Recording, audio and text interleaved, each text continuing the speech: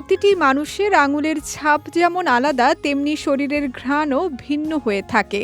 মানুষের ব্যক্তিত্ব, মানসিক অবস্থা, স্বাস্থ্য, এমনকি হরমোন সবই এই ঘ্রাণকে প্রভাবিত করে। গত কয়েক দশকের গবেষণায় প্রমাণিত হয়েছে, জিন, হরমোন, স্বাস্থ্য ও হাইজিন মিলে তৈরি হয় আমাদের শরীরের ঘ্রাণ। এছাড়া আমাদের দৈনন্দিন খাদ্যাভ্যাসও শরীরের ঘ্রাণ পরিবর্তনে গুরুত্বপূর্ণ ভূমিকা রাখে। এমনকি উপবাস বা ফাস্টিং করলেও শরীরের নিঃশ্বাস ও ঘামের গন্ধে পরিবর্তন আসে। নিউ ইয়র্কের বিংহ্যামটন ইউনিভার্সিটির গবেষকরা জানান, খাবার দুটি উপায়ে ঘ্রাণে প্রভাব ফেলে: পাচনতন্ত্রের মাধ্যমে এবং ত্বকের ঘামের মাধ্যমে।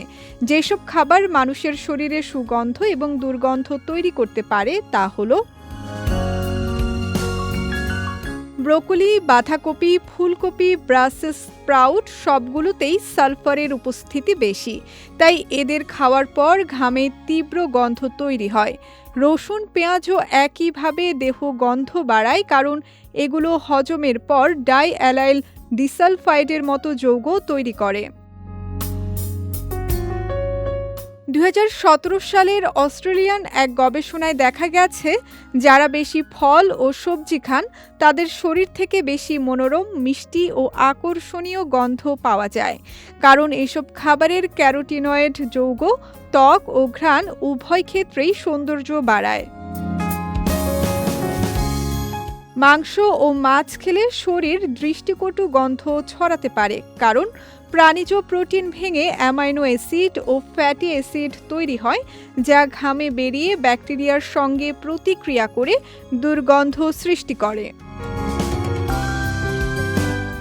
অ্যালকোহল ভেঙে তৈরি হওয়া অ্যাসিটালডিহাইড শরীর থেকে তীব্র গন্ধ ছড়ায়, এতে নিঃশ্বাসও বেশি দুর্গন্ধযুক্ত হয়ে ওঠে। কফি ও চায়ের ক্যাফেইন ঘামগ্রন্থি উদ্দীপিত করে, যা শরীরের দুর্গন্ধ বাড়াতে পারে। তাই বলাই যায়, আমরা যে খাবারই খেয়ে থাকি না কেন তার প্রভাব শরীরের ঘ্রাণে পড়বেই, তবে সুনির্দিষ্ট ফলাফল সবসময় একই থাকে না।